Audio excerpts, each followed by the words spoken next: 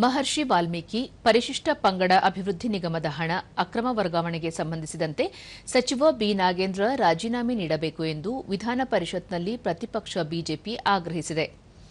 ಕಲಾಪದ ಆರಂಭದಲ್ಲಿ ವಿಷಯ ಪ್ರಸ್ತಾಪಿಸಿದ ಪ್ರತಿಪಕ್ಷ ನಾಯಕ ಛಲವಾದಿ ನಾರಾಯಣಸ್ವಾಮಿ, ಮಹರ್ಷಿ ವಾಲ್ಮೀಕಿ ಅಭಿವೃದ್ಧಿ ನಿಗಮದ ಹಣ ವರ್ಗಾವಣೆ ಪ್ರಕರಣಕ್ಕೆ ಸಂಬಂಧಿಸಿದಂತೆ ಸಚಿವ ನಾಗೇಂದ್ರ ಅವರ ರಾಜೀನಾಮೆಯನ್ನು ಮುಖ್ಯಮಂತ್ರಿ ಅವರು ಪಡೆಯಬೇಕು.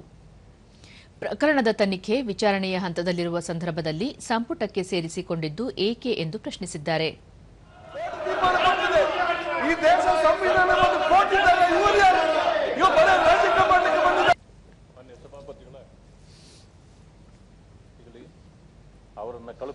ಬಳಿಕ ಚಾಮರಾಜನಗರ ಜಿಲ್ಲೆಯ ಹನೂರು ತಾಲೂಕಿನಲ್ಲಿ ಅರಣ್ಯ ಇಲಾಖೆ ಸಿಬ್ಬಂದಿಯಿಂದ ನಡೆದ ಗುಂಡಿನ ಚಕಮಕಿ ಪ್ರಕರಣವನ್ನು ನ್ಯಾಯಾಲಯದ ಮೇಲ್ವಿಚಾರಣೆಯಲ್ಲಿ ವಿಶೇಷ ತನಿಖಾ ತಂಡ ರಚಿಸಿ ಸಮಗ್ರ ತನಿಖೆ ನಡೆಸಬೇಕು ಎಂದು ಪ್ರತಿಪಕ್ಷದ ನಾಯಕ ಛಲವಾದಿ ನಾರಾಯಣಸ್ವಾಮಿ ಸರ್ಕಾರವನ್ನು ಒತ್ತಾಯಿಸಿದ್ದಾರೆ.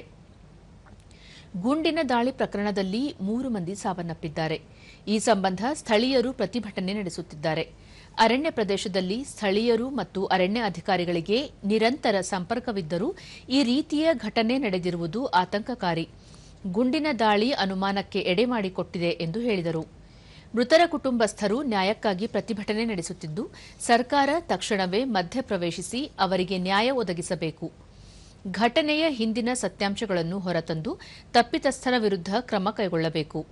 ಜೊತೆಗೆ ಮೃತಪಟ್ಟವರ ಕುಟುಂಬಕ್ಕೆ ತಲಾ 1 ಕೋಟಿ ರೂಪಾಯಿ ಪರಿಹಾರ ನೀಡಬೇಕು ಎಂದು ಆಗ್ರಹಿಸಿದ್ದಾರೆ. ಯಾವುದಕ್ಕೂ ನೀವು ಕ್ವಶನ್ ಆನ್ಸರ್ ತಗೋಬೇಡಿ ಅಂತ ನಾವು ಹೇಳೋದಿಲ್ಲ. ಇದಕ್ಕೆ ಸರ್ಕಾರ ಮೊದಲು ಅವರನ್ನು ಹೇಳಿಕೆಯನ್ನು ಮಾಡಲಿ. ಈಗ ಇಮಿಡಿಯೇಟ್ಲಿ ಅದನ್ನ ತಹಸೀಲ್ದಾರರಿಗೆ ಒಪ್ಪಿಸಿದ್ದಾರೆ ಒಂದು ಎನ್ಕ್ವೈರಿಗೆ. ಇದು ಸಾಧುವಾದುದಲ್ಲ. ನಮಗೆ ಜುಡಿಷಿಯಲ್ ಎನ್ಕ್ವೈರಿ ಆಗಬೇಕು. ಅದಕ್ಕೆ ಪ್ರಶ್ನೋತ್ತರ ತಗೊಳ್ತೀವಿ. ಅದಾದ್ಮೇಲೆ ಸರ್ಕಾರ ಅದಕ್ಕೆ ಉತ್ತರ ಕೊಡುತ್ತೆ. ನೋಡಿ, ಕ್ರಮದ ಬಗ್ಗೆ ನಮ್ಮ ಪ್ರಶ್ನೆ ಇಲ್ಲ. ಇದೊಂದು ಅಮಾನವೀಯ. ನಾನು ನಿಮ್ಗೆ ಹೇಳಿ, ಇದು ಒಂದೇ ಕುಟುಂಬದ 3ರನ್ನ ಗುಂಡಕ್ಕೆ ಕೊಲ್ಲೋದು ಅಂತಂದ್ರೆ ಅವರು ಮಾಡಿದ್ದೇನು? ಸರ್ಕಾರ ಇದನ್ನ ದಾರಿ ತಪ್ಪಿಸುವ ಕೆಲಸ ಮಾಡ್ತಾ ಇದೆ.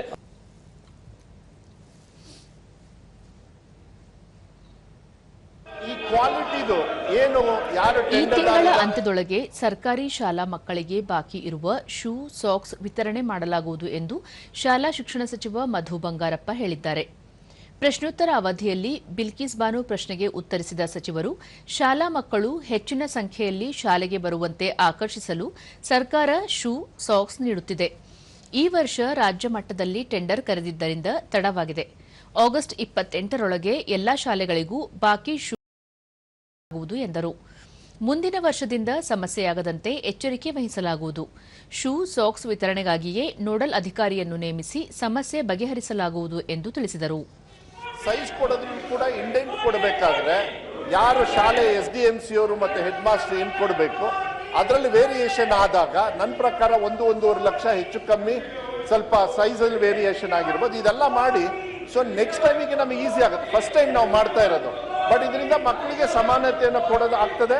ಬಟ್ ಸದಸ್ಯರು ಏನು ಹೇಳಿದ್ದಾರೆ, ನನ್ಗೆ ಗೊತ್ತಿರೋ ಪ್ರಕಾರ ಈ 22ರಿಂದ 28ನೇ ತಾರೀಕೊಳಗೆ ಇಡೀ ರಾಜ್ಯದಲ್ಲಿ ಎಲ್ಲರಿಗೂ ಕೂಡ ಶೂಸ್ ಅನ್ನ ಆ ಮಕ್ಕಳಿಗೆ ಹಾಕ್ತಕ್ಕಂಥ ವ್ಯವಸ್ಥೆಯನ್ನು ಸಂಪೂರ್ಣವಾಗಿ ನಾನು ಮುಗಿಸ್ತೀನಿ.